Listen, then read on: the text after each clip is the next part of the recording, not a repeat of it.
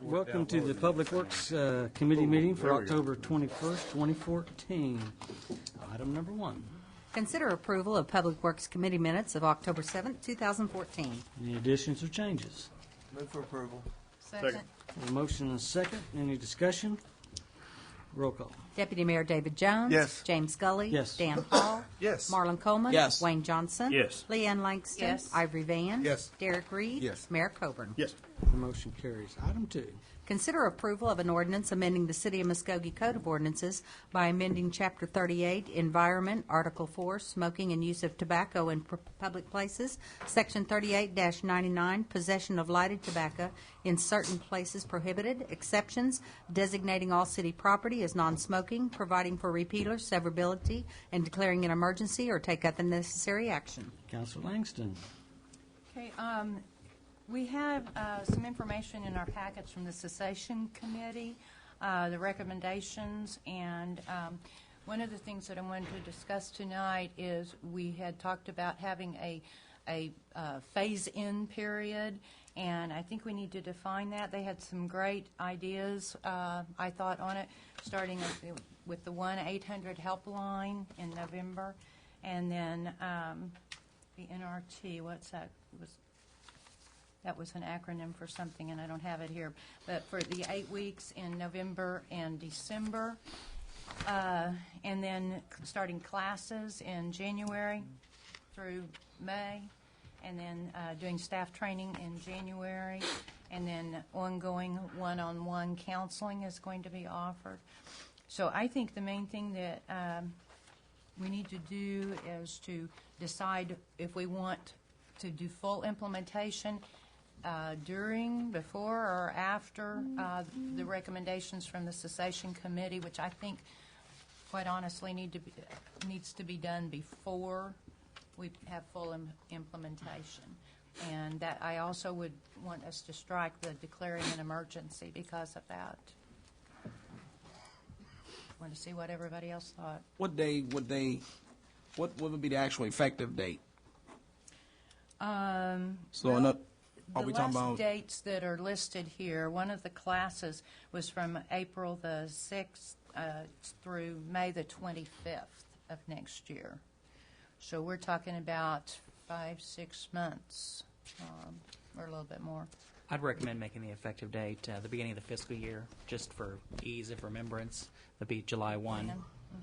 I have no problem with that. That would give them plenty of time for implementation and even to revisit if some things are not working the way we want them to. I guess my question would be, is July 1 too soon, or should we look at the beginning of the calendar year? So in other words, this is 14. Should we be saying January 16 to give enough time for all the infected parties to know that that's the date that we're actually going to go forward? And that way it's not such a small window for training and giving people a better opportunity to adjust. Well, I also want to make sure it's adequate time that we address it in negotiations, to talk about it in negotiations too. I think a year period of time would be adequate too. I think we need to ask Jason and Delby, who are both here, if that would affect their application for the grant. Is it a year? Yes. So it'd be January 16, 2016.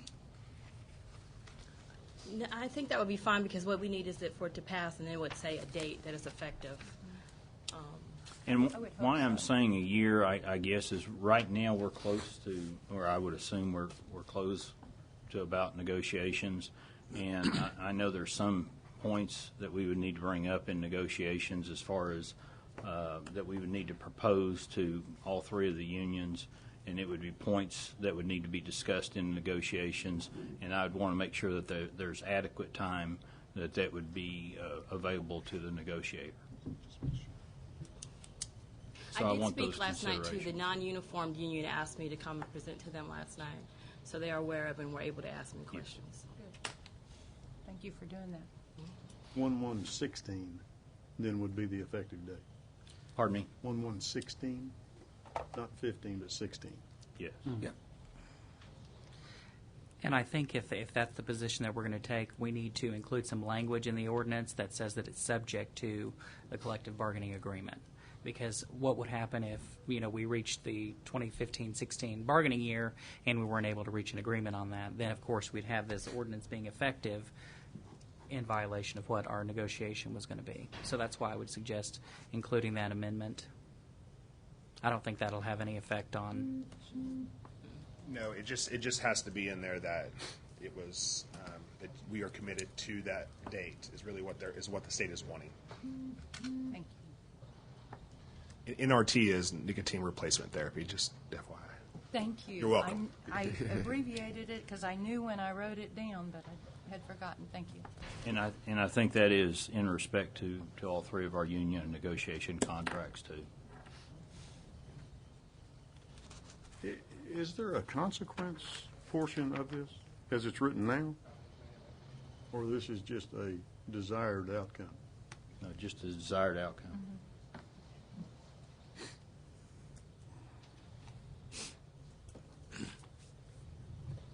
In regards to our current city policy that we have a, if there are violations of this policy, the employee could be subject to disciplinary action up to and including termination. Of course, for the first instance, you would not terminate somebody if they were found guilty of that, but you would have a progressive discipline if it was a continuous thing, that they could eventually be terminated for that type of action. Just like Well, any that's of our not what ordinances. I just heard said. Well, I don't think anything That is a was- consequence. And that's within our current policy.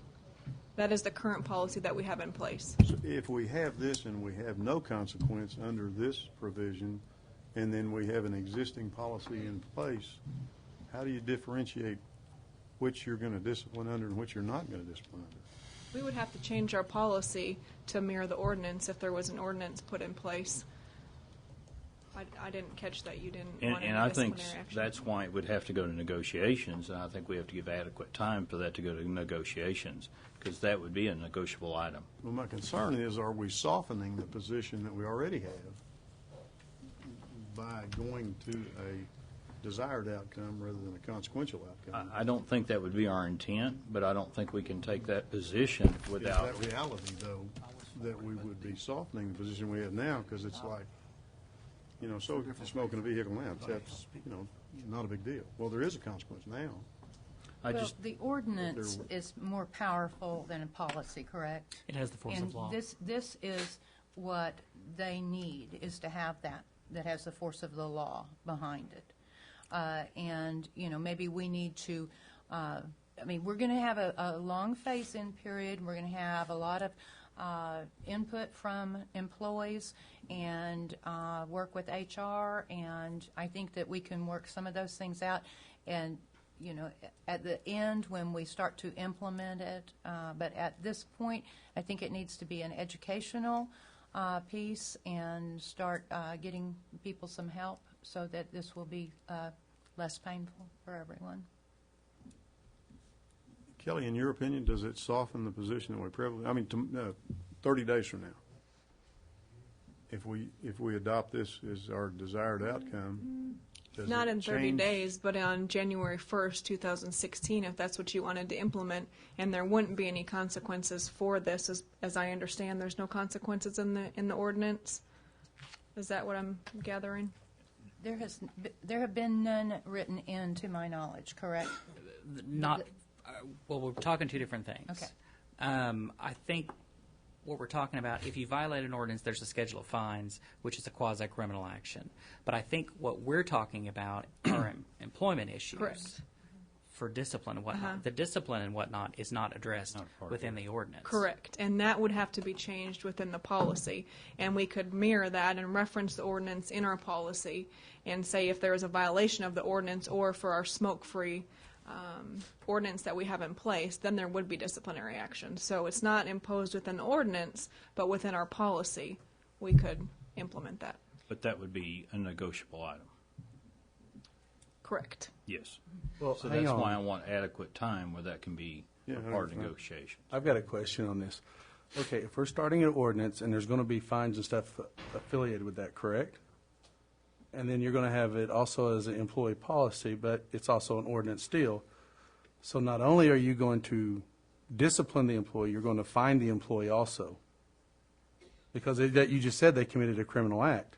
It's not any different than the state law related to seatbelts and our policy that we have that requires the use of seatbelts. You know what I mean? If they're pulled over and not having a seatbelt, they're subject to being written a ticket. Similarly, if there's a seatbelt ticket issued, they could be subject to disciplinary action, and it's the same way for the way that this ordinance is written. And our overall outcome of this is one with less use of tobacco, we're going to get a healthier employee, and overall our health insurance will be reduced. I mean, so the overall gain of this and the impact to our society is great. It just needs to be done through a good approach, and I think what they've put together is an outstanding program. But I think with a year implementation, then it can be addressed correctly through negotiations, and I think this is an outstanding way of addressing it. Well, on the ordinances, it's written in then, the fines are written in with each ordinance? Okay. So we would have to insert something there, or?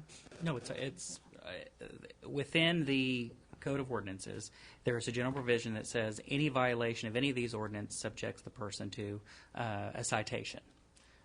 Anywhere from, depending on the violation, anywhere from up to $200 for a speeding violation, for anything else up to $750. The violation that is set for violating the smoking ordinance, such as if a person was charged with smoking in the park, which has been a violation for the last couple of years, they'd be subject to a fine of $149.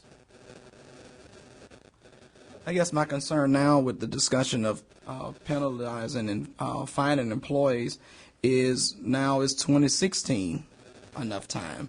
Because we're talking about creating physiological and some psychological imbalances to employees by denying them an outlet that they have may be very well addicted to.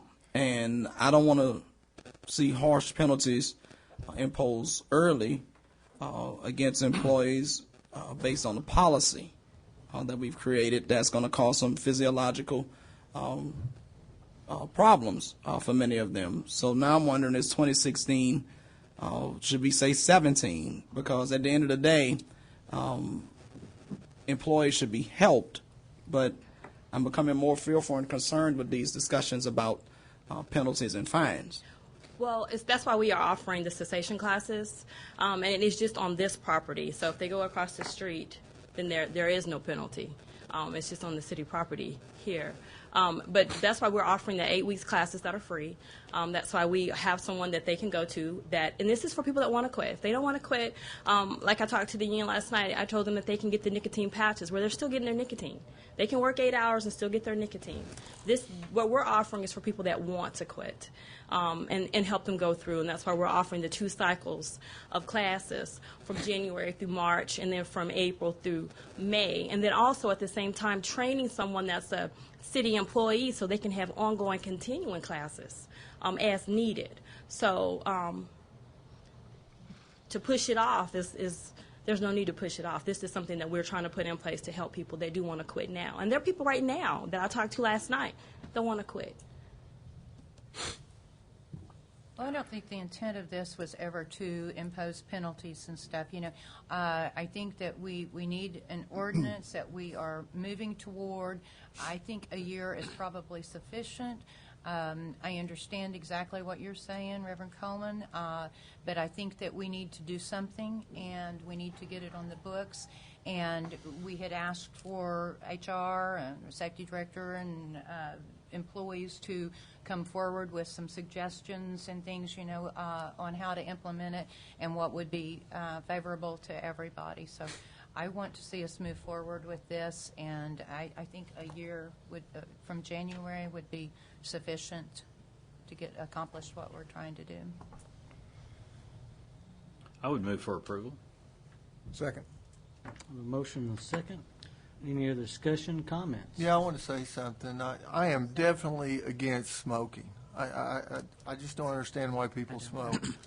And they know it's bad for them. But I'm also a strong proponent for individual rights. And I just feel like we've gotten to the state where we're telling people what they can do and they can't do. If someone wants to smoke and they want to go out on the ground and there's not going to be any secondhand smoke that's going to affect anybody, they're going to be standing out there by themselves and they're going to throw their cigarette butt away, I'm for fining them if they throw it on the ground. But I think people have individual rights, and I think we're taking more and more of them away from people, and I think the government's doing it, and so I'm against this. And I just wanted you to know why when I vote no. Thank you, Mr. Jones. Just like to say this then. You know, when we go to restaurants and we're eating steak and potatoes, and you don't have all that smoke environment, don't your lungs feel better when you're breathing? So that's why I'm for this. Because, like I said, I think the Muskogee Wellness, that's what they're in place for. And we will, I agree with Mr. Johnson, we will have better employees, healthier employees, because tobacco can kill. So I'm going to vote yes for this. My only objection to that is next we're going to tell them everybody's got to get up by 6 and run 2 miles before you come to work, and then during lunch we're going to watch what you eat so you can't eat. They're already taking pop and candy bars away from kids, and that's probably right. I mean, maybe it should be adults only, but I understand. Thank you, I'm not going to delay it anymore. Thank you, Mr. Jones. You're welcome. Any other And comments? I could support it once we know what that policy is going to look like that affects the employee. I agree. I think we need that too. I really do. And I think we need to move this forward because I thought we were going to get a report from the employees and staff, tonight to look at and stuff. But I think that is going to take a little bit longer, and that's why, again, I'm supporting moving it forward with January 16th. Mr. Brown, how long will it take you to come up with a draft policy?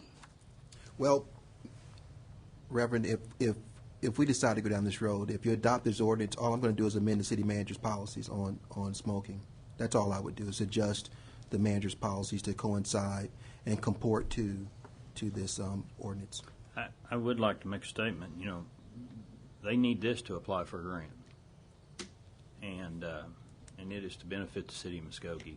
And I would like to say, last time I kind of dumped it off in saying I think this would be a good place for HR to take it over. But Kelly, I really do appreciate your help, and I've heard great things from the managers, and I've really heard from employees too that there's excitement about this. And thank you very much for the work that you've done and for the excitement on the employee side of trying to kick a very hard habit. I didn't do the smoking, but I've done the smokeless, and it's very, very difficult. And any employee that would take on that challenge, it's difficult to have it to kick. I'll say one more thing. Also, my child at home, he has asthma. And like I said, I was telling Mr. Jones, when you go in these restaurants and and it's smoke-free, my child can breathe freely. And it's difficult to see your child having to use that puffer all the time. But smoke does create asthma. No, I'm in favor of outlawing it in restaurants. I'm talking about someone going outside and at a hat box and no one's out there and smoking a cigarette and throwing away the cigarette. But I think they should have that right. And this does away with it. No, I agree with you there. I don't want people smoking in restaurants. Any other I don't even want people smoking. I think they have the right to. So. Have a motion and a second. Any other comments, discussion? Roll call. Deputy Mayor David Jones. No. James Scully. Yes. Dan Hall. No. Marlon Coleman. No. Wayne Johnson. Yes. Leanne Langston. Yes. Ivory Van. Yes. Derek Reed. Yes. Mayor Coburn. Yes. And I believe it's 6-3, Pam? Yes. And the motion carries. Item number 3. Discuss and take any necessary action regarding transferring Davis Field Airport to the Muskogee City County Port Authority to increase economic development.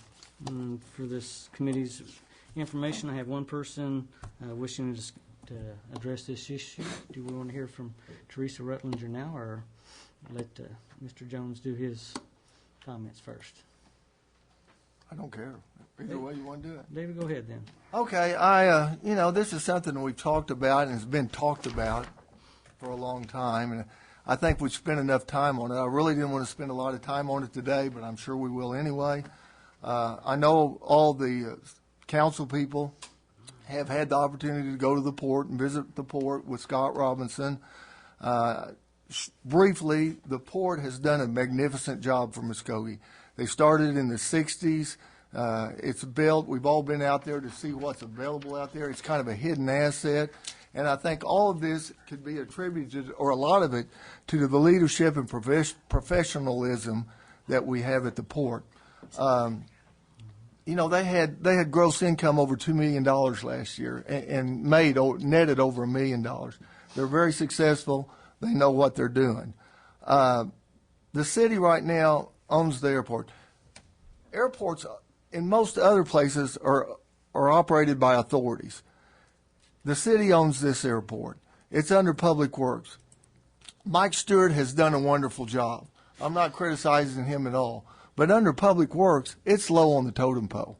I mean, streets, sewer, water, all these things are important things, real important things to the citizens of Muskogee. And the airport is too, but it's been treated kind of like a stepchild. I hate to use that term, but they're not all bad. But, you know, I just want to we've got an asset out there that would spend a lot of money. We've just built a new terminal. It cost over $1 million. Everyone says, you know, the city's got so much invested of it. Why would we turn it over to the port? Well, the port, it was formed, the port is a combination of the city and the county. There are 6 on the board. The port is run by the board. There are 6 representatives from the city and there are 7 from the county.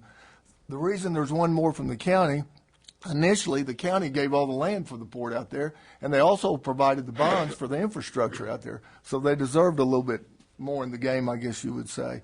But I guess to make a long story short, and I'm not doing it, I'm kind of rambling, the port has volunteered to take over running the airport.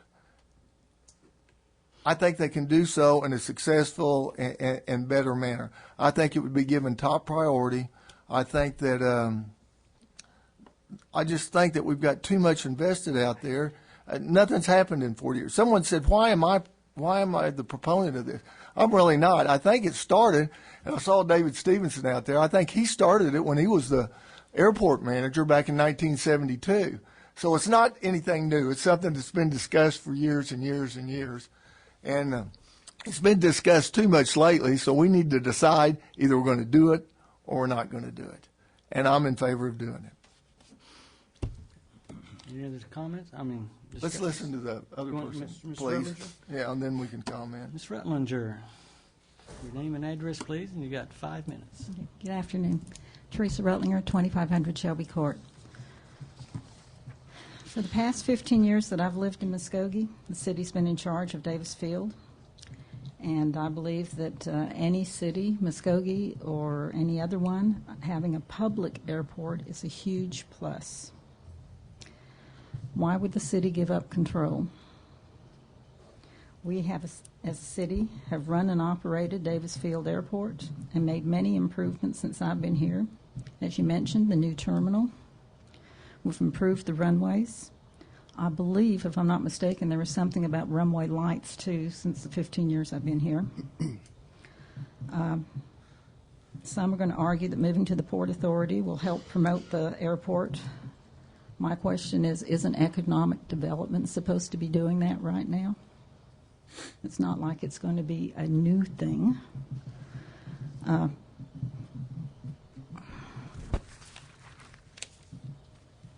How is this going to change?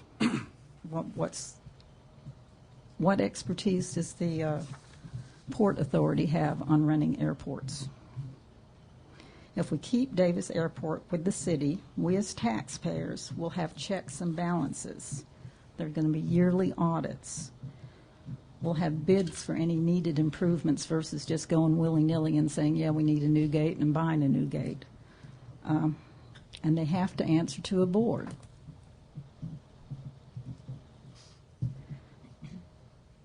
Please keep our city airport under the city's management. Once you let it go, it will be extremely hard to get the control back. And this is a big asset for our community. And maybe the reason it's not growing that much is we are kind of a poor community. We don't have, the industry's building up. As the industry builds up, maybe, the airport will build up some. But just because somebody's had success in the Port Authority doesn't necessarily mean that they're going to have success in an entity that they've never dealt with before. And then you get to the thing, too, well, you start piling one person on with too much stuff, are they going to be able to do a good job with the port as well as the airport? And I think that we as a city have done pretty well, and I think we need to keep it under our control. I mean, who's to say that it's not going to all of a sudden become a private airport? Who's to say that it's not all of a sudden they're going to decide, well, maybe the best thing for the city is for us to just go ahead and sell it and let somebody else run it, and then we've lost all control of our airport. So I think that we need to keep it as a city-run and city-owned public airport. Thank you, Ms. Rutland. Any questions? Any questions for Teresa? Nothing. Thank you. Chairman, you'll have to help me because I'll have to. This one I'll be really passionate on. It is very difficult for me to see a city organization, to see so much inward turmoil occur and so much energy that's been expended in an organization, in inward fighting and energy over different entities taking over. And I think it's a power struggle. And I think we should have a port and an airport board that should have a symbiotic relationship, working together. There's nothing that we can't do together to bring in industry. There's nothing that prevents us from not working together right now except a power struggle.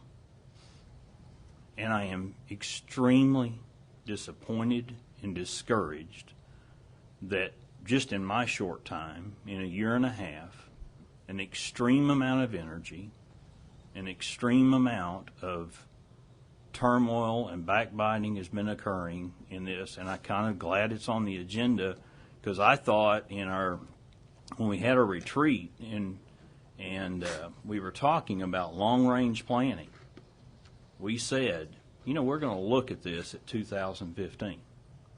And I thought at that time, that's where we're going. That's where we're heading. And yet, there's this inward going on. I've been working on courtesy cars, and yet then I see there's this inward battle going on. And we're all volunteers, and yet we've been working on things, and yet there's this inward battle, this turmoil that's constantly down there going on. And we're just not going anywhere.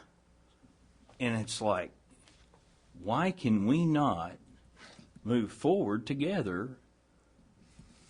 And especially when we're looking at the port and the airport should be the same thing as far as working together. And I simply believe it's a power struggle, and we need to get beyond that. There is nothing that would anything prevent them from working together right now. When I got on the airport board, it was very difficult for me to understand that there was nobody on the port that was showing up at the meetings. Because it should be a close working relationship between the two.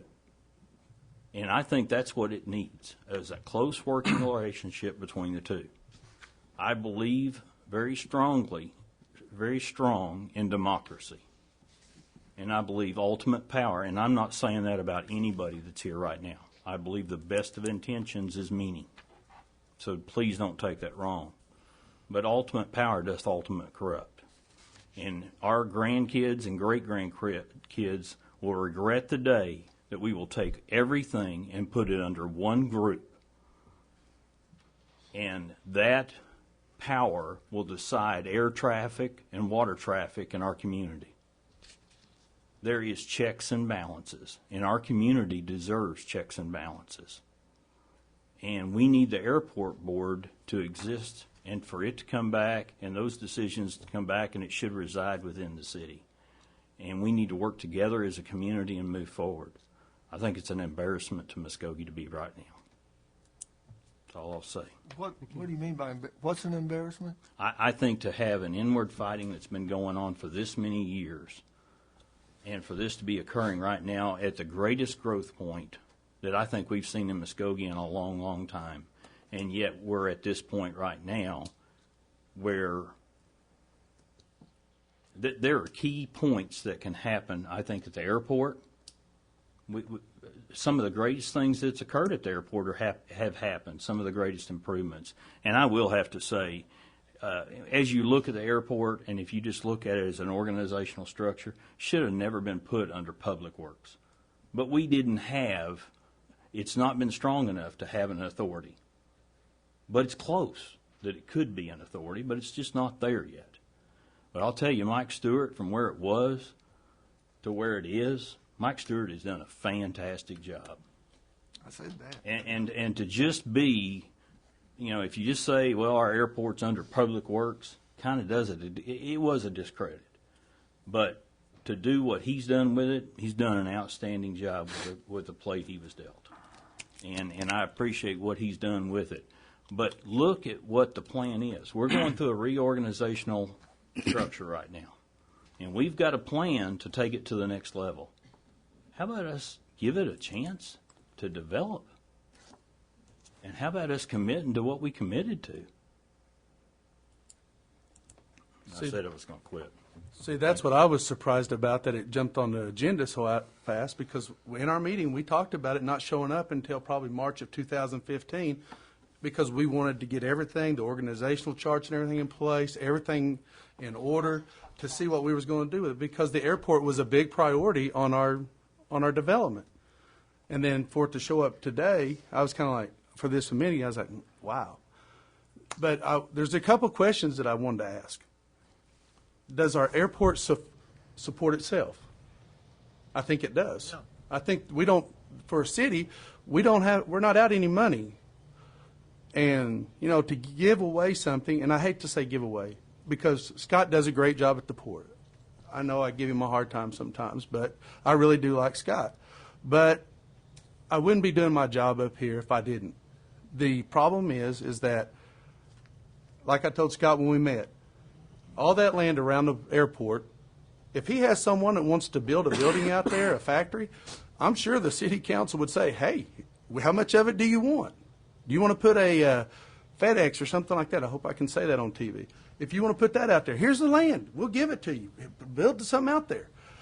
But to give the airport just to say, here, because we're not doing anything with it right now, it's paying for itself, but here, we're just going to give it to you. That's my problem. And I'm sure that they have plans that they could do, but I as a city councilman, as someone that the public voted for me or voted against or whatever they decided to put me in here, I think they want us to keep things that we own and quit giving them away, because we need to hang on to our assets and develop those. And I think that Scott and them want to develop things, but as a port authority and as a city, aren't they working with us to develop these? So that there's no really reason that they have to take it or get it from us, because we're not going to stop them from developing anything out there. So I'm trying to find out the benefit of them having it. They are promoting the airport without a doubt. I know they're doing that. It's just the management, the overall management, and like I said, nothing's happened in several years. I think all of us here are here because we want what's best for Muskogee. And we're going to have different opinions, obviously. And I think this is best for Muskogee, and obviously Wayne doesn't think it's best for Muskogee, and I understand that.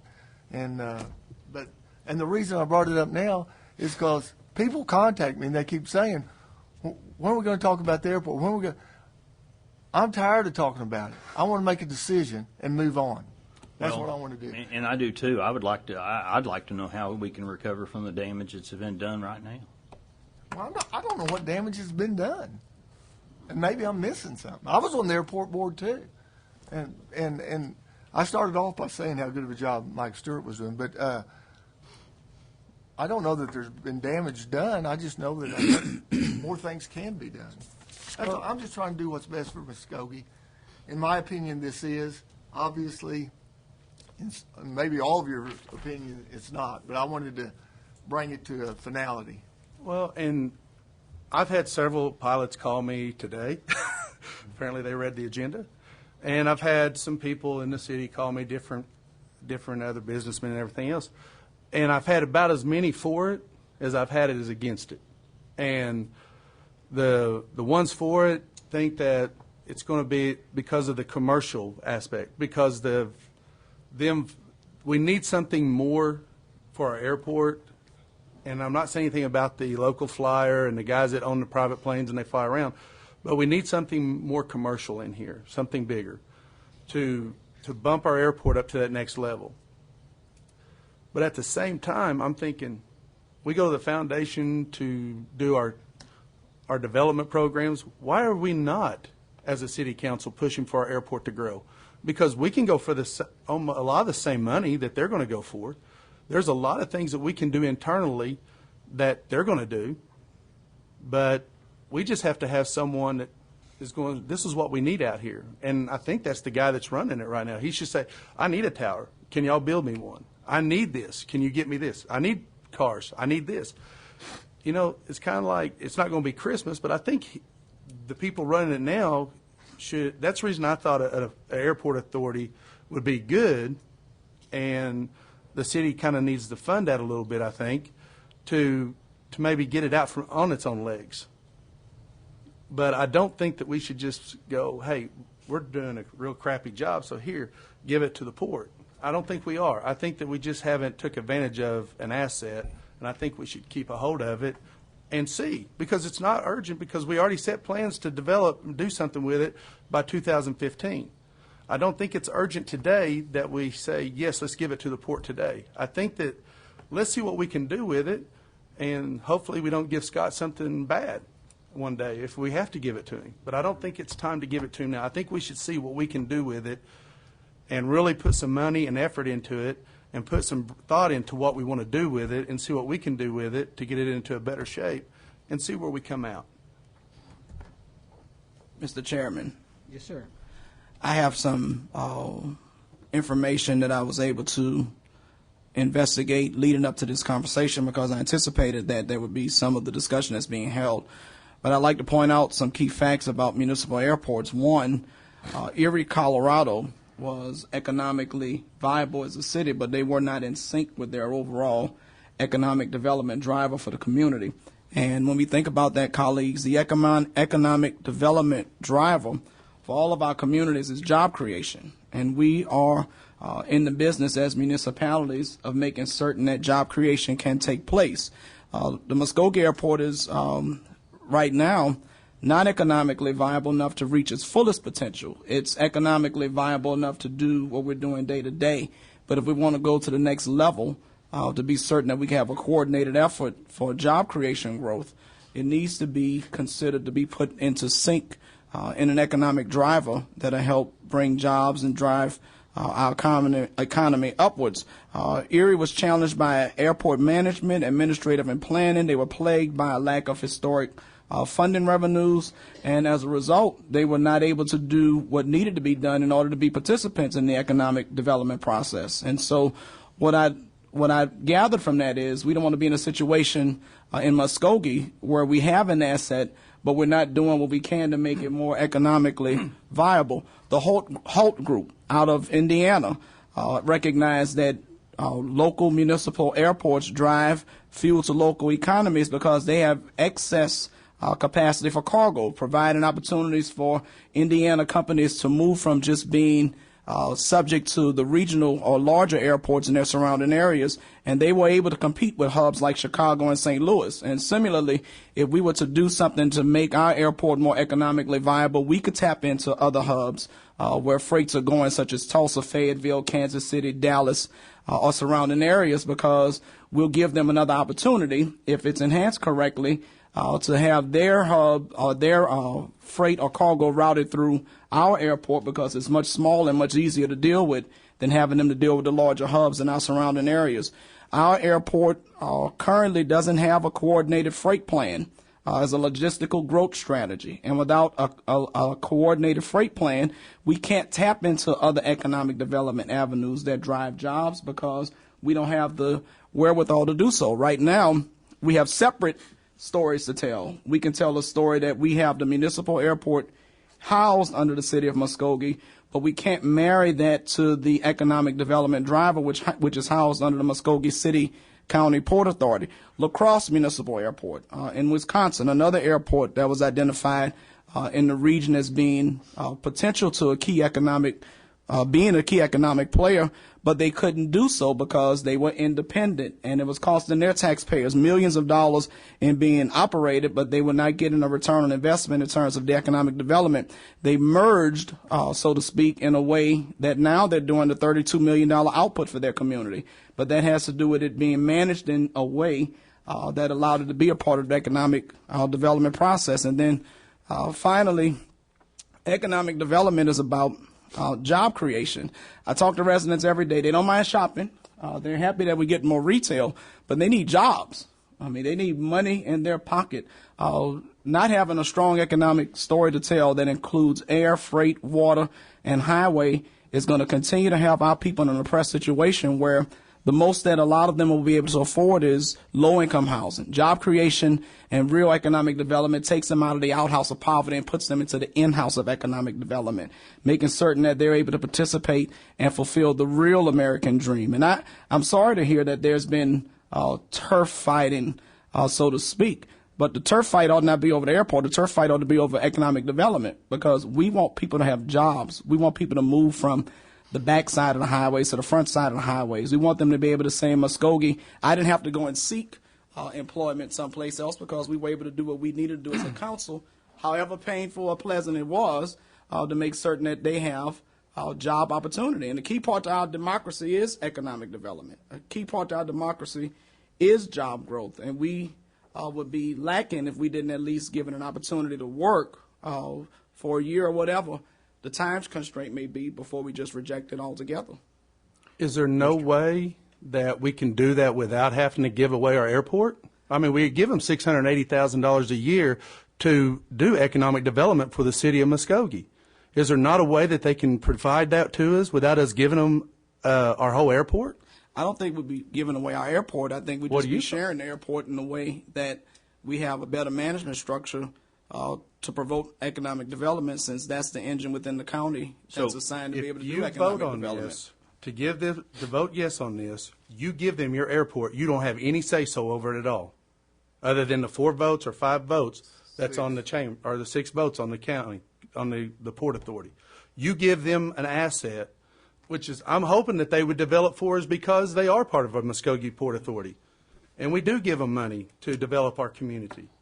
So I don't think that those other cities have the same thing going on that we have, because we are putting money into their coffers to help us develop jobs here. I don't think we have to give our airport away for them to develop it. I guess I've never felt like it was ours or theirs because it's a part of the city-county structure. And I may be challenged by that I don't feel like we're giving them our airport if we're all in the same county. We don't have a say-so as a city after it's done. I'd like to add, too, we're up here representing our constituents. This is Muskogee City property, the airport is.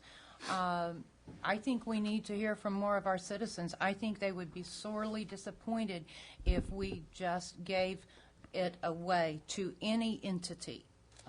Volunteer, good, bad, whatever. You know, I'm sure if we gave, you know, if Donald Trump wanted to buy it, you know, he's got a lot of money. He could make it really great. We're on an uphill climb right now.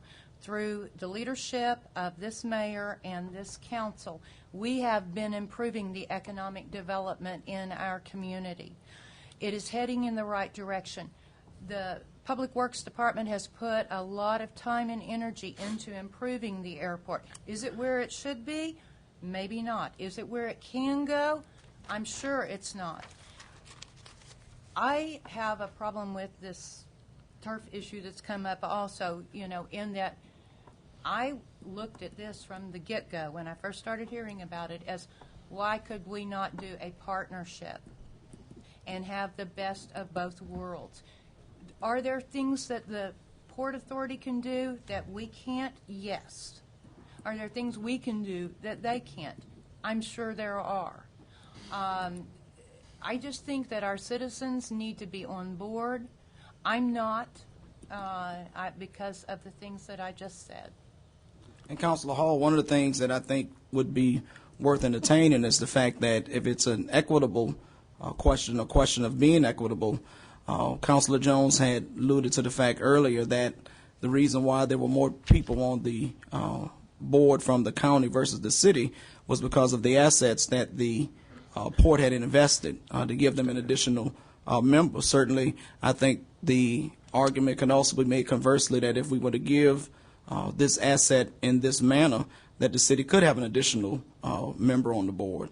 And I don't think anyone would be against entertaining that discussion if it was about being equitable. It was equitable at one time, if I understand correctly. Well, I also think it's very important if you look up at the makeup of the Muskogee Port Authority, I don't think it represents the diversity of our community. And I think it's very important that the diversity of our community is represented.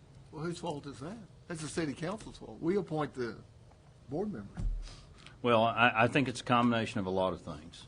Okay. But it has been diverse over time. It's not as diverse right now. I agree. But anytime the controlling parties, and we have a lot of agreements with the county, and we have a lot of collaboration, and right now it's great. What's it going to be in 20, 30 years? We need to look at the future. We need to look at what it's going to be and where and we cannot predict that. What we can say is look at the test of history. We need to do the right thing. Let me make a comment or two as well. Does anybody else want to? I'll do it after you do first. it. I'll do it after you do it. Go ahead. Go ahead. I'll be right after you. Go on. Okay. Well, this has been a controversial issue. And I tell you what really surprised me when I walked through that door, and what surprised me now, I'm looking in the audience, and I'm looking around.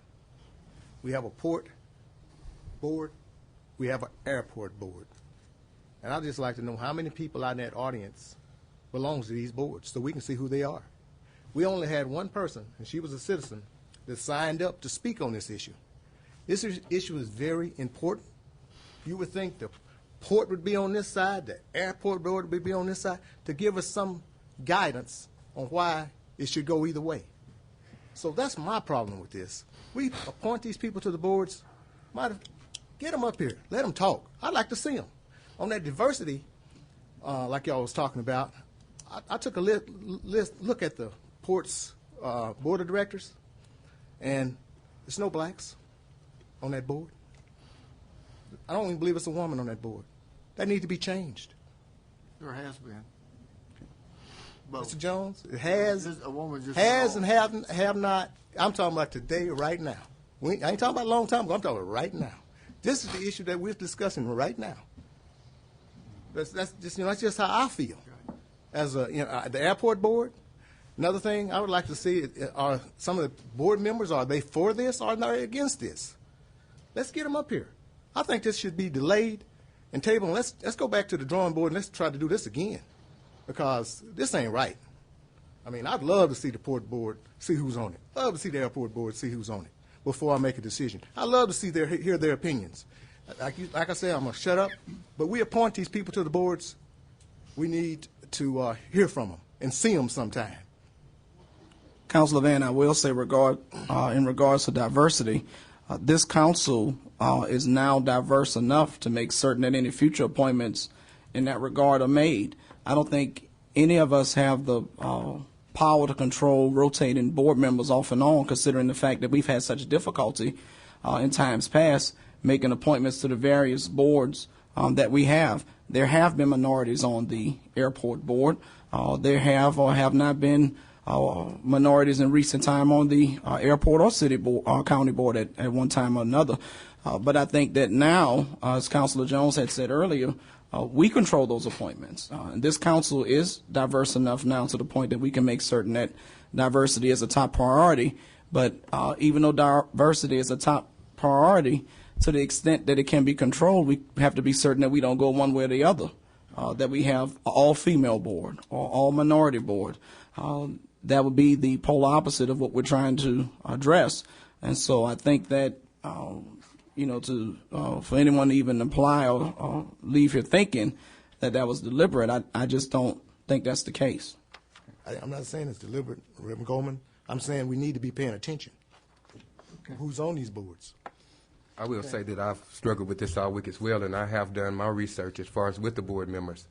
And I'm sad to report some of the airport members that I talked to was not even aware that this was on the agenda until the other day. They said they got an email from Nan the other day, and they weren't able to give me feedback on how they felt about it because it hit them by surprise. Okay. Mayor Copeland. I would kind of sum it up sort of this way. The Port Authority that we a little bit are thrown underneath the bus, no, quite a bit at times. Let me just think back through a number of years. The Port Authority basically has developed a situation on the port that has $2 billion of capital investment, 3,000 jobs, and $150 million a year in payroll. And we're saying we can't figure out whether they're doing a good job with that or not. I would submit to you they've done a pretty darn good job in the last 20 years of getting us where we are in terms of industrial growth and job retention. So I'm not disappointed in that at all. The whole AIM process that was brought to the city of Muskogee, that whole seed was planted, watered, and grew through the Port Authority's interest and developing this city from the standpoint of economic development, retail development, physical assets in the community, quality of life. I think they've done an interesting job, a fascinating job of showing direction to the city. A couple of things that I talked about in the state of the city. One is growth and talking about change, and change sometimes can be painful. I think we're at a point with this discussion to think there is some pain involved. There's some confusion involved with it. And I go back a little bit to the discussion regarding a courtesy car, and I think we maybe spent about 30 minutes trying to decide whether or not a used police vehicle should be transferred to the port, to the airport, to upgrade the courtesy car that was there. And I'm sure we spent 20 minutes if we didn't spend 30 minutes. And I'm thinking, for something so insignificant to be taking 20 or 30 minutes of discussion from this group is interesting to me. I would think that decision could be made very quickly and in a way that would be a real positive. And here's where I'm coming from with that. We had a construction project going on outside of the city, and I was involved in it. They were laughing at the job site over the courtesy vehicle that was provided to the guy from Dallas that owned the company that flew into Davis Field. And they're like going, can you believe that car? And it was like, I sort of wanted to crawl off in another room and go, yeah, that's not really who we are. We're better than that. And I thought, wow. And that took 20 or 30 minutes of discussion for us to kind of figure that out. The laboratory that we're living in the same period of time, the city over quite a period of time now has been given the opportunity to run the airport. And we have the results of what we do with it right now. I say let's give the Port Authority an opportunity to run the airport and see if they can get the same degree of success that they've had in capital expenditure in the community, job creation, and salaries. I just see it being another quiver in their, in their arrow, another arrow in their quiver of putting the package together to sell this community. And nobody's I'm in favor of it. Nobody's disagreeing with you what the port has done and how much economic development they brought with. But at the same time, like the courtesy car, I hate to get on that because we're going to spend another 5 minutes. But no, the issue with it is that we wanted to give it to them, and then we found out from within our city that there was like 300 reasons why we shouldn't have given it to them. It is ridiculous about stuff like that we should be able to come in here and say, let's do this for our airport. But at the same time, I still think that the port should be able to function and build our airport and around our airport and put economic development around that airport without us having to give them the whole thing. I just can't put another egg in that basket because we're open to them. Our basket's open to them. They can use anything of ours that they want, and I'm sure the city council is not going to say, I'm sorry, we don't need those other 400 jobs. You can't build a business out here at the airport. Is there one city councilman on here that say that? No. So that's why I'm saying, why do we have to give them the airport to get that accomplished? We're supporting them. We're telling them, here's our city, build it up for us. But I don't think you have to give them the airport away to do that. I don't think you have to, for that to accomplish, I don't see that. I just don't see. I can take you to Tulsa in my car and still get there, and I don't have to give you my car to do it. I'm sorry. They got a pretty good track record. I'm just saying. Isn't it? I don't think anybody here Nobody's is saying debating their that track record. I think they do a great job. I like Scott. I just don't think we have to give them our airport for them to develop it. Okay. Move for approval. Second. I've got a motion and a second. Any other discussion? Yes, I was just wondering, I'd like to hear from Mr. Gary, the ones over the airport. I'd like to see how he feels about it. Well, think let me chime in here.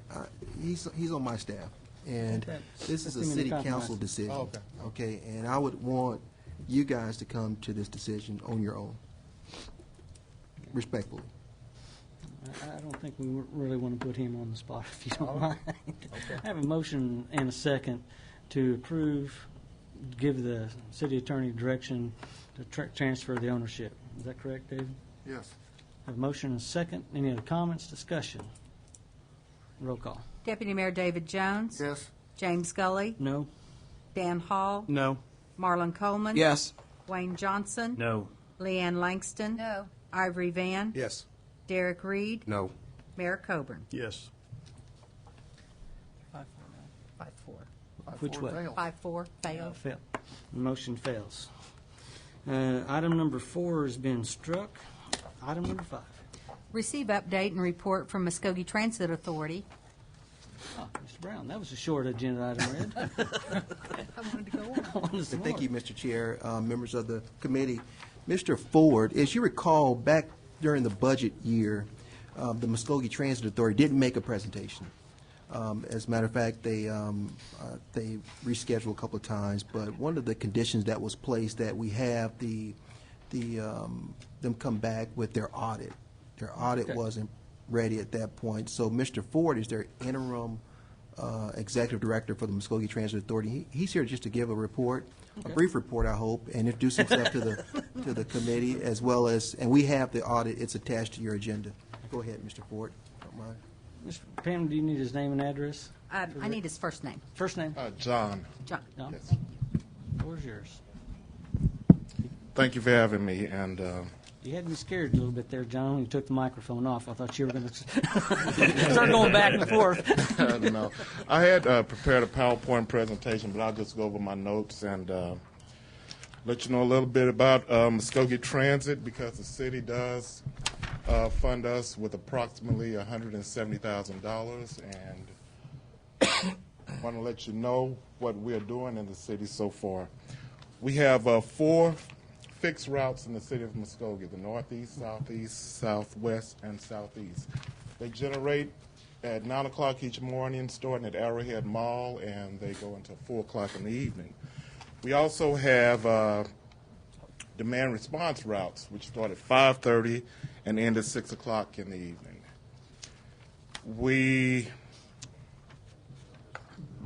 Okay, that's what I was trying to do. I didn't want to break it. Mayor, is it on? Is that microphone on, Bob? Yes. Okay. Yeah. Okay, we have demand response routes, which start at 5:30 in the morning and end at 6 o'clock in the evening. We also have medical routes where we take citizens to the doctors at Fort Smith, Oklahoma City, Tulsa, and so forth. And John, how's that publicized that you have routes to take people to Tulsa? okay, we have it on our website. We just put up a website here recently, and we have schedules throughout the city, and we're trying to be more visible with that also, and different places, the hospitals and so forth, the VA, we work closely with them also. And like I say, the website's just been up about a couple of months, and trying to be a little bit more visible so the people in Muskogee, as well as Muskogee County, can know the services that we do offer, because we do offer valuable services for the citizens of Muskogee as well as Muskogee County. So, John, is that? I'm thinking it's also published in the newspaper. Is it? believe I'm I've just seen it. wondering. It is, and it used to run on the channel 14 also. Okay. Now, is there any income requirements? Like if my wife couldn't take me to Tulsa for a doctor's appointment? All routes open to the public. Okay. I think that's a pretty good program, and I just want to make sure everybody understands it's out there. Okay. I'm sorry for interrupting. And, well, that's fine. Any more questions? We also have the special routes, which consists of the trolley. We'll have Christmas lights coming up at Honor Heights, and we do special routes. Those are also open to the public. Just recently, we installed a leading software called Route Match software, which we install tablets in every vehicle now. We no longer offer the schedules on paper.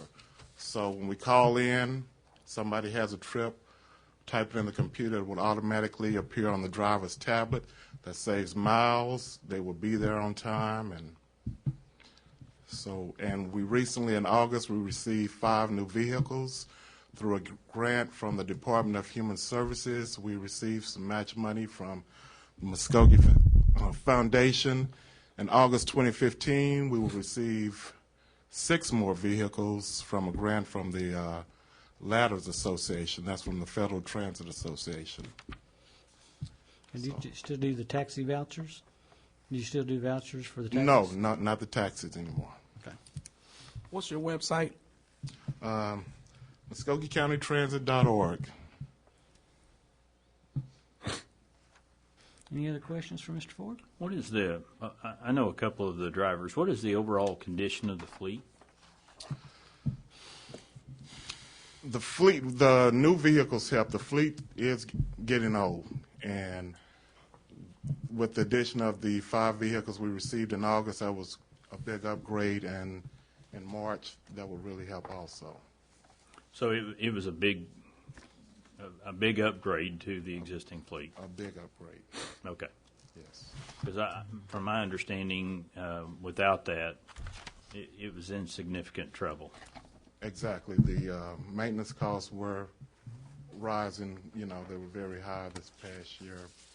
And with the new vehicles and the anticipation of the others in March, that will help our overall budget also as far as maintenance. So you feel pretty comfortable where the fleet is right now? Feel pretty comfortable. We're in the process of writing more grants, and as far as capital, as far as our building, we're located, I don't know if you know where we're located. We're located off the Muskogee Turnpike, 4401 East Hayes Street, where the old Highway Patrol Station. Okay. Yeah. Really? Okay. Any other questions for Mr. Ford? No actions necessary on this? We're just accepting the report? That's it. Thank you very much. Thank Appreciate you. it.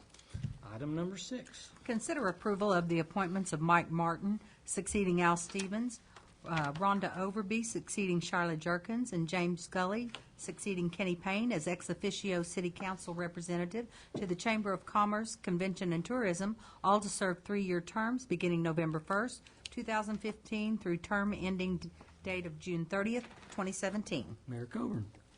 I don't have much to add to this, other than I would move that we approve these recommendations. It kind of made me nervous when I saw Al Stevens show up. I thought maybe he had something he was going to say. But not the case. I move for approval. Second. I have a motion and a second. Any other discussion? Are we voting on all these at one time? Or were they supposed If you to be want to carve me individually? out, Dan, that'd be great. Well, I can't say no just if it's to all of them, because Okay. it was just for you. I was going to say no. I appreciate that. Are we? Should we vote on all of them? I'm putting it all out there as a package. Package deal. All right. Any other? All right. Roll call. Deputy Mayor It's a David long day. Jones. Yes. James Scully. Yes. Dan Hall. Yes. Marlon Coleman. Yes. Wayne Johnson. Yes. Leanne Langston. Yes. Ivory Van. Derek Reed. Yes. Mayor Coburn. And the motion carries. Seeing no further business. Oh, we have no one signed up. No citizens to sign up. So, seeing no further business, we are adjourned. For the Finance Committee? Yes. Okay. I'd like to call to order the Finance Committee meeting this October 21st, 2014.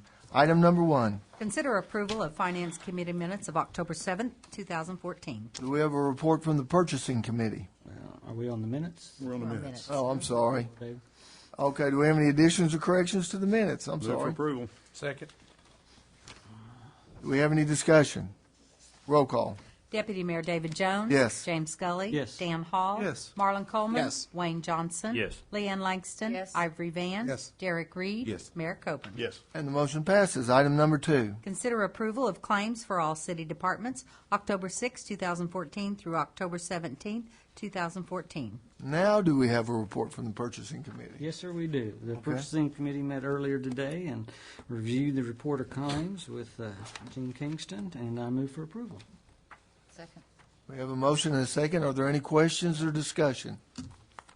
Roll call. Deputy Mayor David Jones. Yes. James Scully. Yes. Dan Hall. Yes. Marlon Coleman. Yes. Wayne Johnson. Yes. Leanne Langston. Yes. Ivory Van. Yes. Derek Reed. Yes. Mayor Coburn. Yes. And the motion passes. Item number 3. Consider approval of an ordinance amending the City of Muskogee Code of Ordinances by amending Chapter 74, Taxation, Article 4, Unclaimed and Surplus Property, modifying procedure for sale of surplus real property, providing for repealer, severability, and setting an effective date, or take other necessary action. Mr. Tucker. Mr. Chairman, members of the committee, last month I presented a report on the pilot program that was passed last year for the sale of surplus property that was obtained by the county. Based on those discussions, I was directed to go back and make a amendment to the existing ordinance to permanently put in place some of those provisions from the pilot program and to make amendments to others. So what you have before you in the ordinance as presented incorporates that, I believe. The first thing that is important to mention, any lot that is obtained that is of less than 7,200 square feet will be sold only to an abutting property owner without going out for bid. If a person applies for the property and they are not an adjoining property owner, it will not be sold to them. We will not even request it. That will only be for adjoining property owners. Now, in the case of property that is 7,200 square feet or larger, which is a lot of buildable size, then we will follow the similar notice procedures that we did under the pilot program. A sign will be posted on the property, and notice will be placed on the website and on Channel 14. And a date of 10 days will be set for interested parties to contact the city attorney's office. And if there's more than one applicant, then we will solicit sealed bids for the letting of the property.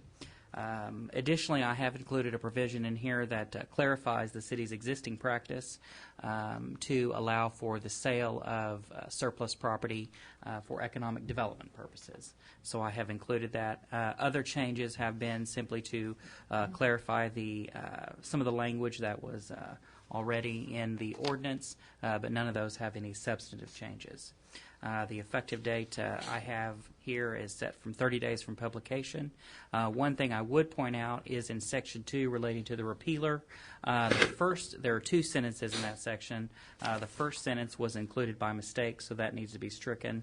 It relates to the provision repealing something from the boards and commissions list. That is incorrect.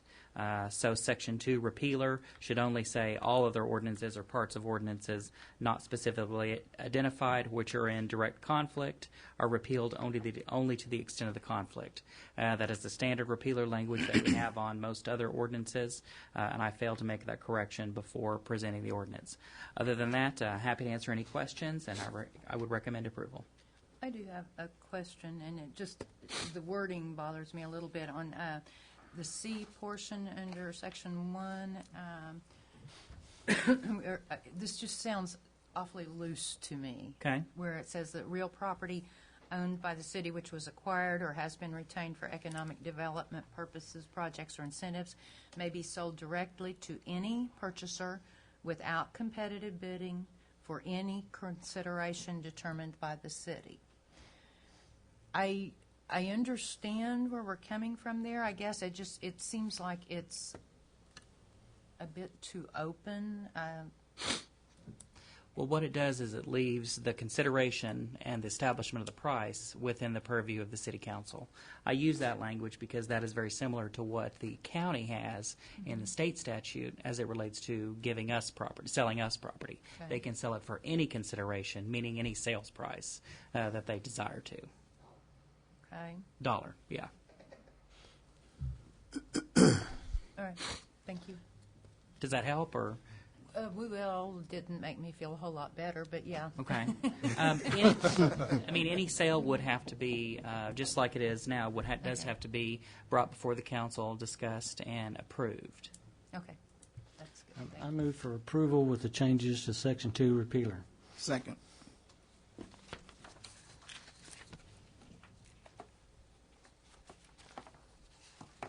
Any discussion?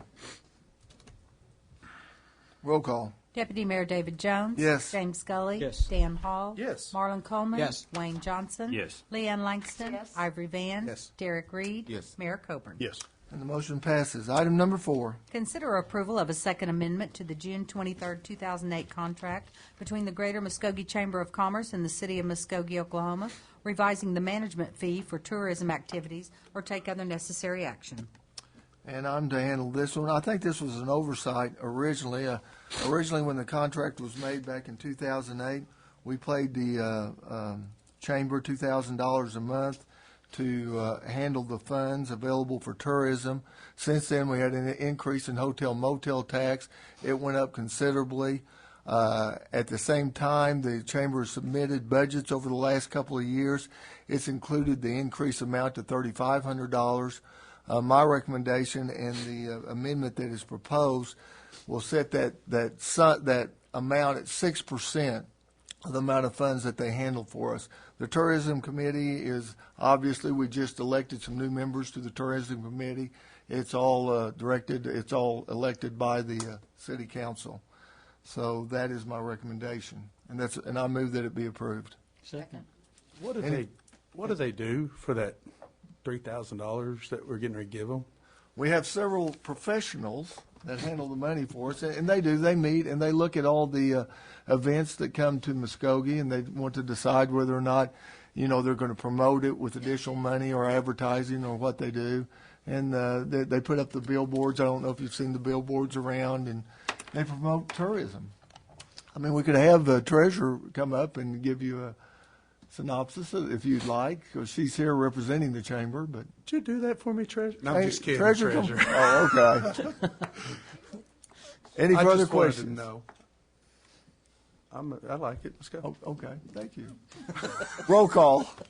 Deputy Mayor David Jones. Yes. James Scully. Yes. Dan Hall. Yes. Marlon Coleman. Yes. Wayne Johnson. Yes. Leanne Langston. Yes. Ivory Van. Yes. Derek Reed. Yes. Mayor Coburn. Yes. And the motion passes. Item number 5. Consider approval of a resolution adopting Amendment A to Appendix A of the Muskogee City Code pertaining to the schedule of fees and charges per attached list, sale of surplus property, or take other necessary action. Mr. Tucker. Mayor, Mr. Chairman, members of the committee, this is the compendium item to the ordinance where we've approved selling surplus property. The amendment sets the fee of $350 as the price to be paid for an abutting property owner, or is the minimum bid if the property is of buildable size, which is 7,200 square feet. Happy to answer any questions. I recommend approval. Move for approval. Second. I have a motion and a second. Is there any discussion? Roll call. Deputy Mayor David Jones. Yes. James Scully. Yes. Dan Hall. Yes. Marlon Coleman. Yes. Wayne Johnson. Yes. Leanne Langston. Yes. Ivory Van. Yes. Derek Reed. Yes. Mayor Coburn. Yes. Motion passes and no further items on the agenda. The Finance Committee is adjourned. We'll now call to order the Muskogee Redevelopment Authority special call meeting and roll call. Mayor Bob Coburn. Here. James Scully. Here. Dan Hall. Present. Marlon Coleman. Here. David Jones. Here. Wayne Johnson. Here. Leanne Langston. Ivory Van. Here. Derek Reed. Here. We are accounted for. Item number 1. Approval of minutes, special call, August 25th, 2014, and October 7th, 2014. Is there additions or corrections to the minutes? Then we'll go to item number 1. Move for approval. Second. And a motion and a second. Discussion. Roll call. Deputy Mayor David Jones. Yes. James Scully. Yes. Dan Hall. Yes. Marlon Coleman. Yes. Wayne Johnson. Yes. Leanne Langston. Yes. Ivory Van. Yes. Derek Reed. Yes. Mayor Coburn. Yes. Item number 1. Consider approval of a resolution of the Muskogee Redevelopment Authority authorizing the issuance of a note, Series 2014-A, in the aggregate principal amount of $3 million to relocate and construct a new juvenile detention center from its existing site in the urban renewal area, waiving competitive bidding and authorizing the execution of a note securing the same to be repaid in and from the sale of the existing juvenile detention center and/or proceeds from a tax increment district in the area, authorizing the same to be sold directly to the City of Muskogee Foundation, approving and confirming the execution of an interlocal master agreement amongst the authority, the Board of County Commissioners of Muskogee County, the City of Muskogee, and the Urban Renewal Authority, requiring repayment and granting authority to the chairman for non-substantive amendments, authorizing the issuance and securing the payment of the note, providing that the organizational document creating the authority is subject to the provisions of the indenture, authorizing and directing the execution of other documents relating to the transaction, subject to the approval of the City of Muskogee, or take other necessary action. Great job of reading that. Roy Tucker. Mayor, members of the council, this is an item to approve the loan that was applied for by the Muskogee Redevelopment Authority a couple of months ago relating to the relocation of the Juvenile Detention Center. This was approved by the City of Muskogee Foundation, and we have worked with them and their attorney in securing the language for the note. The note provides an interest rate of 3%. Payable over a course of 5 years, interest only for the first 5 years, then a balloon principal payment and a balloon payment for the remainder. The pledge on this is the sale of the property on which the existing detention center sits, and as you all know, this has been we've received a sales price from Vector Development for this property, about $1.8 million. So as soon as we close on that loan, that will immediately be applied toward the principal on this, and then the remaining portions due on the principal will be paid from the proceeds from the TIF district that the city is in the process of establishing. Happy to answer any questions. I recommend approval. How much is this going to cost us all together? Depends on how quickly we pay it off. Yeah, the amount. Depends on how quickly we pay it off. With the Quick Trip loan that we did, we paid that off. It was just a little over a year, and the interest was about $20,000 total on that. This one at 3%. Will be, you got that? If Mr. Swan's calculations are correct, $125,000 payment per year. So if we pay it in the first year, then that's all we'll have to pay. David, are those numbers not? It'd be $90,000. $90,000, yes. And so as with any of the loans that we take out, our goal is, of course, to pay those off as quickly as possible so that we don't have to incur any of the interest charges on this. But those will be paid from the proceeds of the TIF district once we set that up. So they won't come from the city's general fund. Further discussion? If not, we'd entertain a motion. Move for approval. Second. A motion and a second. Any You've got further somebody to speak discussion? on this one, don't you? Oh, we do. Which one? MRA. George Fletcher. Yes. If you'd step to the microphone, give us your name and your address, sir, and you will have 5 minutes. I'm George Fletcher. I live at 3902 Chandler Road. I've lived there 44 years. The reason I have no problem with you're making loans and what have you, but I think in this particular case you've put the horse before the cart for this resolution. I read here on this on your resolution, it says for the on approval of the TIF deal, the TIF is going to be paid back. So what my point being is that I think that you put your horse before the cart because the final hearing has not been come about until next week, or next Monday night. So I think I think you ought to table this until after such time the funds become available and you vote for it. Apparently that's what the case is going to be, but I think it'd be prudent for this council to turn this down for tonight or postpone it until such time as the funds are available. That's my point.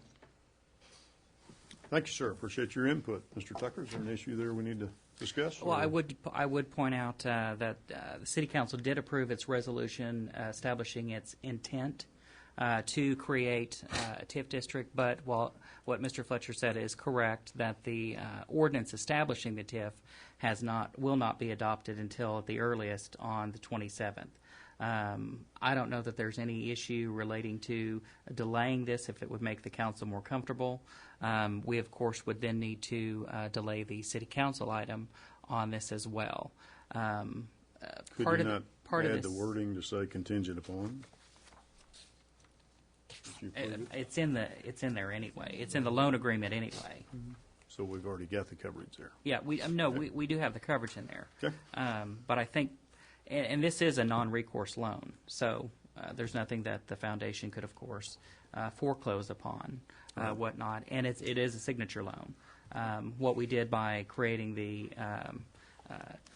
including the TIF district is that we've identified where we intend to pay the money from. Right. When I say we, I mean the authority, not the city, because this is not an obligation of the city, just the authority. Okay. Is this the same one we're supposed to get the citizens' input on this TIF? It's the same one, right? Well, that's the TIF that you're talking about. This is the loan agreement for the $3 million for the relocation of the JDC. The TIF, part of the proceeds from the TIF will be used to pay back this loan. And the TIF committee has met and issued a recommendation. The Planning Commission has issued a recommendation, and that recommendation will come before the council on Monday the 27th, and there'll be another public hearing on the TIF. Still, this TIF has not went through, for us. No, that's correct. It has not. It has not. No. Okay. So what would you recommend in your legal opinion? The only thing that we have identified by referencing the TIF is where we intend to pay the money back. If it's not going to make one difference for another because we have the contingency written into the loan agreement, so it's whatever the council feels comfortable with. I mean, it's a non-recourse loan regardless. If the contingency is already written in, why wouldn't we proceed with it? There's no reason to, unless there's a comfort level for the council. Okay. Because even if you decline to fund the TIF, then we'll have to use other resources such as the sale from other properties within the area to pay back this loan. Thank you, sir. Mm-hmm. What is your pleasure? You have a motion and a second. Okay. Any other comment? And let me say, since this does waive competitive bidding, since we're selling it directly to the foundation, it does require a 3/4 majority. So to pass, it will need 7 yes votes. Okay. Is there any problem with delaying it? Yeah. Is there any advantage There to is. delaying it? I mean, is there any advantage to delaying it? Not really. No, is there any problem with holding it up? Depends on how quickly the funds are being expended. Well, we are expending funds right now. We have a meeting with, of course,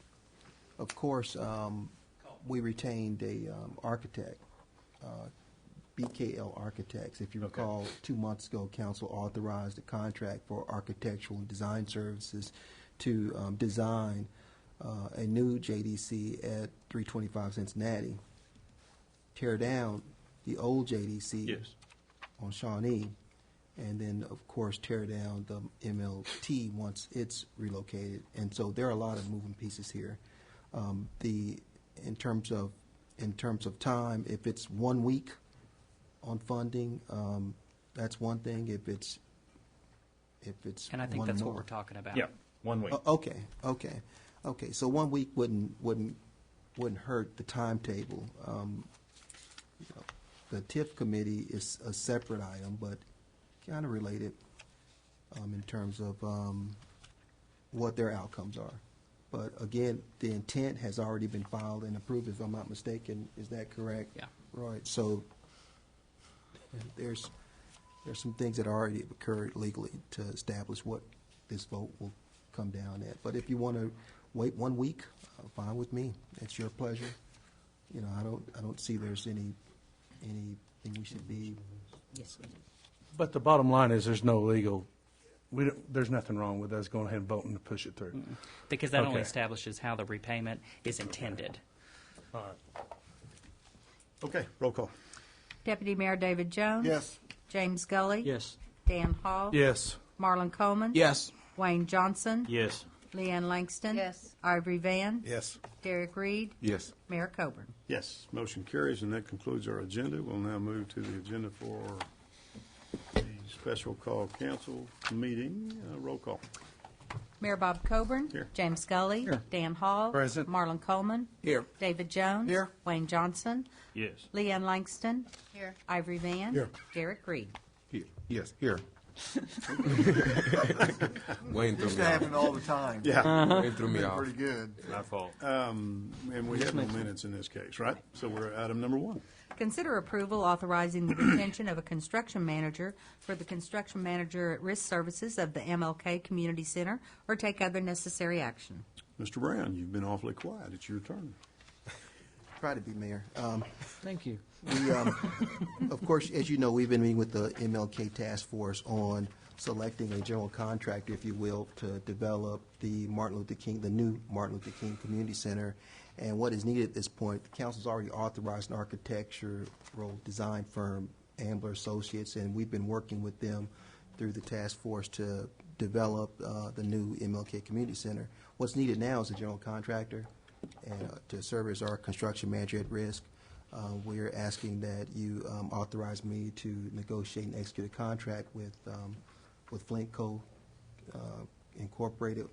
The task force, we interviewed 3 different vendors, and we're recommending that the city council approve or authorize me to negotiate and execute a contract with Flintco. Councilor, is this who that, you've been heavily involved in this, is this going to get us moving forward and we can start moving some dirt? Most definitely. As Mr. Brown stated, the task force as a whole was in the process where we interviewed the 3 contractors, and we feel real confident that this is the one that will do us the best job.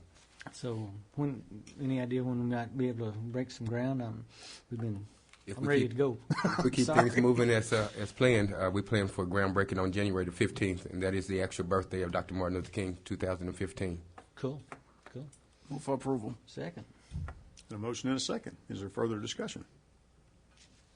Roll call. Deputy Mayor David Jones. Yes. James Scully. Yes. Dan Hall. Yes. Marlon Coleman. Yes. Wayne Johnson. Yes. Leanne Langston. Yes. Ivory Van. Yes. Derek Reed. Yes. Mayor Coburn. Yes, motion carries. Item number 2. Consider approval of a resolution approving the incurrence of indebtedness by the Muskogee Redevelopment Authority, issuing a note series 2014-A in the aggregate principal amount of $3 million to relocate and construct a new juvenile detention facility from its existing site in the urban renewal area, subject to the note indenture and loan agreement, waiving competitive bidding, and authorizing the execution of a note securing the same to be repaid in and from the sale of existing juvenile detention center and/or proceeds from a tax increment district in the area, authorizing the same to be sold directly to the City of Muskogee Foundation, approving and affirming the execution of an interlocal master agreement amongst the authority, the Board of County Commissioners of Muskogee County, the City of Muskogee, and the Urban Renewal Authority, requiring repayment and granting authority to the mayor for non-substantive amendments, authorizing the issuance and securing the payment of the note, providing that the organizational document creating the authority is subject to the provisions of the indenture, authorizing and directing the execution of other documents relating to the transaction, or take other necessary action. Mr. Tucker, and we have someone who would like to speak on this item when you finish your explanation. Mayor, members of council, this is the resolution that is required since the MRA, which is a public trust of the city, is incurring debt, and this will include the approval of the city for the Muskogee Redevelopment Authority to incur the debt of $3 million payable in accordance with the terms of the interlocal agreement and the loan agreement. Happy to answer any questions. All right. Mr. Fletcher, you wanted to speak on this item as well. Give us your name and address again, if you would, for the record. I'm George Fletcher. I live at 3902 Chandler Road. My argument's the same as it was before. Is I feel like you're putting your the horse before the cart. It says right here, repaid and from the sale of existing juvenile center and the proceeds from a tax increment district in the area, authorizing to pay for it. Well, until such time as the this TIF is approved, do you not think that you're ahead of the game? I think that there'll probably some members of the public will probably want to have some input into this public hearing, and maybe might not be just like you think it's going to be. So I think this thing ought to be tabled again, and like my argument a while ago was, table it and do it at such time until after the fact the TIF is approved. That's my argument. Okay. Do you have any questions?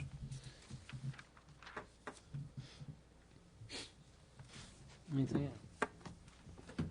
Any other speakers, Mayor? I beg your pardon? Any other speakers? Nope, just that one. Move for approval. A motion? Second. And a second? Is there discussion? You sure this is not going to affect us in any way, what Mr. Fletcher was saying? No. This was approved by the City of Muskogee Foundation. They're the ones who are taking the risk on this. We identified that we have only the intent to create the TIF, and that once it's created, if it is created, then those proceeds will be used to pay back the loan. We actually, as I said, we have $1.8 million that we have from a proposal to buy the property. The cost of this is actually going to be less. The cost of the JDC we anticipate being less than $3 million with regard to, I believe it's $2.3 million. So in the scheme of things as it relates, if we were to sell property now that we had acquired in the Urban Renewal Authority without the TIF, we'd be able to recover and pay that back. But again, if it's a comfort level for the council, there's not going to be any issues with delaying this for a week. Thank you, I was going to say thank you, Mr. Fletcher, for coming up here and bringing this to our attention. Is there additional comments or discussion? You don't have any problems, do you, DJ?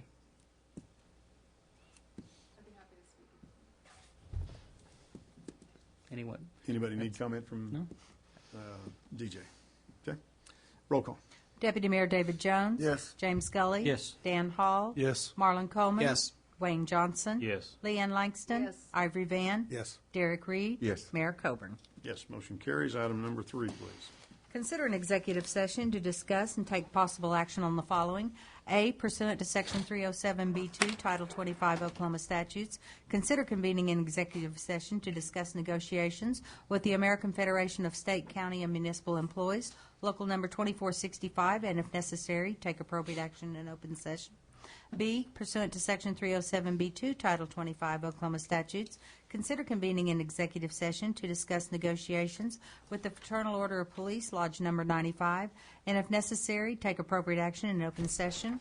C, pursuant to Section 307B2, Title 25 Oklahoma statutes, consider convening an executive session to discuss negotiations with the International Association of Firefighters, Local Number 57, and if necessary, take appropriate action in open session.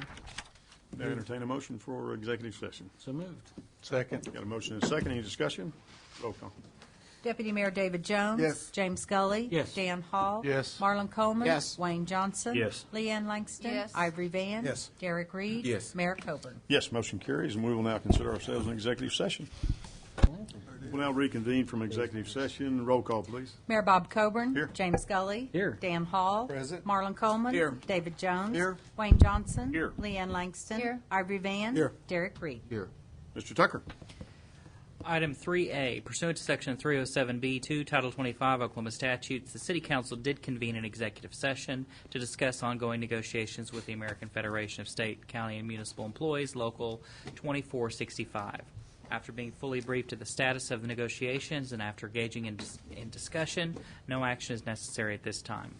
Item 3B, pursuant to Section 307B2, Title 25 Oklahoma statutes, the City Council did convene an executive session to discuss ongoing negotiations with the Fraternal Order of Police, Lodge Number 95. After being fully briefed on the status of ongoing negotiations and after discussion, no action is necessary at this time. Item 3C, pursuant to Section 307B2, Title 25, Oklahoma statutes, the City Council did convene an executive session to discuss ongoing negotiations with the International Association of Firefighters, Local Number 57. After being fully briefed on the status of ongoing negotiations and after full discussion, no action is needed at this time. Mayor? That completes our agenda. Thank you for joining this special call meeting.